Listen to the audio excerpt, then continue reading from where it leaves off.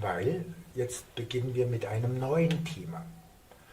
Und bevor ich das Erkenntnissystem von Dr. Hammer kennenlernte, habe ich natürlich immer geguckt, was sind die Ursachen, die krank machen. Weil mir ganz sicher klar war, diese ganze Infektiologie, davon abgeleitet, die Immunologie, die Lehre von Gift und Gegengift, ja, also Körper und Antikörper, kann nicht richtig sein. Und ich wusste das auch aus dem Labor. Die ganzen Testverfahren, die man macht, sind nur spezifisch, wenn ich die Bedienung exakt kontrolliere. Im Körper können sie nie funktionieren, nie und nimmer. Und haben auch tatsächlich keinerlei Aussagekraft. Und die ganzen Modelle sind falsch. Und hier muss ich jetzt einen Namen einführen, der für die Zukunft sehr, sehr bedeutend ist. Einen Namen für die Kritik und einen anderen Namen, wie es tatsächlich ist. Es gab einen Neurologen, der ab 1972 in hunderten wissenschaftlichen Publikationen, in sehr vielen Konferenzen eindeutig dargestellt hat, dass die Modelle, wie wir uns Zellen vorstellen, nicht richtig sein können. Und er hat es publiziert. Sein Name ist Professor Harold Hillman.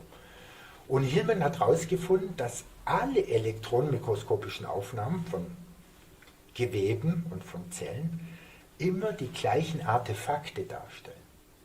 Und hat logisch, stringent argumentiert, dass so kann eine lebende Zelle gar nicht aussehen. Die lebende Zelle ist definiert, eine Flüssigkeit, Wasser mit Lösungsgeschichten drin, Salzen gelöst, Eiweiß und drumherum eine Haut, eine Membran. Und auf dieser Membran Rezeptoren, mit deren die Zelle kommuniziert. So. Diese Rezeptoren sind auf keiner elektronenmikroskopischen Aufnahme bis heute nie gesehen worden. Irgendwo, ja, die sollen ja voll sein mit Rezeptoren, müsste auf einer Schnittaufnahme irgendwie mal, so, ja, die Sind diese groß genug? Oder? Ja, danke für die Frage. Die Auflösungskraft, um diese Rezeptoren zu sehen, ist seit 20 Jahren eindeutig so hoch, dass man sie sehen müsste. Und ist seit 10 Jahren das Mehrfache dessen, wie groß ein Rezeptor sein muss. Also, man hat es nicht gesehen. Punkt 1. Punkt 2. Die Struktur der Zellmembran, es soll eine Doppelmembran sein, mit Pumpen drin, mit allem, die müsste, wenn ich gerade durchschneide, eine bestimmte Dicke habe und wenn ich schräg durch die Zelle schneide, müsste sie ja mal dicker erscheinen. Und das ist nie der Fall. Es hat immer exakt die gleiche Dicke. Wenn man das Äußere einer Zelle anschaut, was von der Elektronenmikroskopie als Membran gedeutet wird. Ja. So. Und das ist widerlegt. Auch die inneren Strukturen, endoplasmatisches Retikulum, Golgi-Apparat, alles mit den gleichen logischen, zwingenden Argumenten, Artefakte, also Falschdarstellung. Weil im Elektronenmikroskop kann ich nur anschauen, etwas, was komplett getrocknet ist, wo ich das Wasser komplett rausgezogen habe. Weil das Elektronenmikroskop funktioniert ja nur im Vakuum. Sonst gibt es einen Dampf und das wäre so verunreinigt, die könnt gar nichts mehr sehen. Also, wenn ich eine Probe anschaue von Geweben, werden die eingebottet in Harz und dann kommt sie in eine aufsteigende Reihe an Alkohol. Kleine Konzentration, große Konzentration, bis 95% Alkohol. Also alles Wasser wird rausgezogen. Und dafür kommt Farbstoff rein. Aber der Elektronenstrahl verbrennt diese Proben und es entstehen einfach etwas, was übrig bleibt. Und das wird immer gedeutet, ja, so sehen die Zellen aus. Dann hat Hillman... Wir haben also nicht eine echte Sicht von der Zelle. Nein. Dann haben wir eine ganz falsche Sicht, gleichzeitig auch von der Biochemie. Alles, was gemacht wird, man nimmt ein Stück Gewebe, zerstört das Gewebe und die Zellen drin und aus den Bestandteilen macht man wie in der Virologie ein Modell, wie es aussehen sollte. Also mit abgestorbenen Stückchen von Zellen baut man wieder das Modell von der Zelle auf. Genau, aber man gedanklich. sieht die ganze Zelle Nein, nicht. Nein. Jetzt, wo es Mikroskope gibt, wo ich tatsächlich mit Laser, mit Interferenztechniken und so weiter die Auflösung bekomme, wie im Elektronenmikroskop, und wo man in lebendes Gewebe reinschauen kann, bestätigen sich diese Annahmen von Hillmann oder diese Feststellung, muss ich sagen. Diese Mikroskope gibt es heute? Ja, die gibt es heute. Und da bekomme ich ein realistischeres Bild, wie Gewebe ausschauen. Es ist schwierig mit diesem Denken, das wir von Jahrzehnten angewandt haben, dass aber alles von den Zellen kommt, zu verstehen, was Gewebe ist, das lebt ohne Zellen. Ja, das ist zu sehen. Das kommt gleich. Das war Peter Augustin, durch den ich verstanden habe, was sind denn das, die Prozesse des Lebendigen, wenn es nicht eine Zelle ist? Weil ich habe ja auch gelernt als Biologe, die Zelle ist nur lebendig und alles andere ist tot. Nur die Zelle lebt. So. Wenn es das nicht so ist, wie kann man dann gucken wir die Qualle an. Die Qualle ist nicht zellulär strukturiert, aber sie ist sehr leistungsfähig. Die Qualle. Und sie besteht aus 98,5% aus Wasser. Hat kein Gehirn, keine Nervenbahn. Es gibt Quallen mit Augen wie der Mensch, die genauso aufgebaut sind. Die adaptieren, die haben die gleichen Gene. Aber sind winzige Quallen, Würfelquallen. Seewespe, sehr, sehr schmerzhaft, sehr giftig. In den warmen Gewässern. Da ist keine Nährstoffe, da müssen sie jagen. Da brauchen sie die Augen. Also was das Leben braucht, baut es auf. Fertig aus. So. Aber wir haben natürlich durch die Fixierung auf Zellen die Idee, wenn die Zelle alles dirigiert, dann muss ja darin auch ein Bauplan sein, ein Funktionsplan. Und den glaubte man, das ist die Nukleinsäure. Und da sind wir bei einer weiteren Fehlannahme.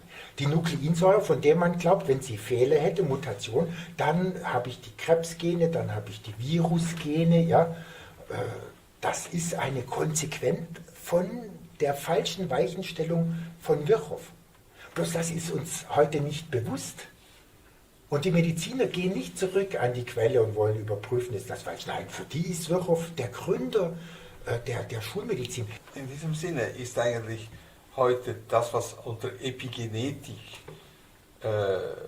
genannt wird, also Epigenetiker, wo eben nicht von innen, aber das von außen diese Impressum kommt und dass die Reaktion von der Zelle eben nicht von diesem DNA-Material, aber von diesen Wirkung von außen dann eine Reaktion auswirkt, ist eigentlich ein Schritt weiter.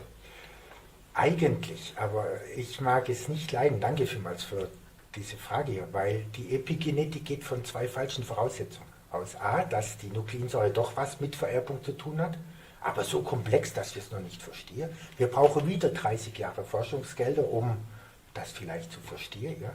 Und sie geht von der Dominanz der Zelle aus. Zellmembran. Von der Zellmembran. Also Zelle, natürlich, wenn ich Zelle sage, im Kontext immer natürlich mit Zellmembran. Drin Wasser mit Substanzen drin und umrundet von einer Membran, die alles macht, die ganze Kommunikation mit außen. Was ist denn mit dieser Membran? Was ist da wirklich wahr? Weil wenn man das nicht mal in einem Elektronenmikroskop sehen kann. Also nochmals den einen Schritt zurück, um das zu zusammenfassen. Seit Virchow, der diese Idee globalisiert hat, von den Zellen, dass die Zelle die Einheit des Lebens ist, alles andere sei tot, unbelebt, und die Zelle ist der Grundbaustein alles Lebens für Gesundheit, aber auch für Krankheit. Und, der Satz fehlt noch, dass die Zellen Krankheitsgifte bilden, die Krebs machen, die ansteckende Krankheiten machen, die im Körper diffundieren von einer Zelle ins andere Gewebe. Und das ist ja die Metastasenidee, ja? Vom Darmkrebs ins Hirn und dann habe ich im Hirn Darmkrebs. Okay. Das sind die Ideen und die gehen alle auf Virchow zurück.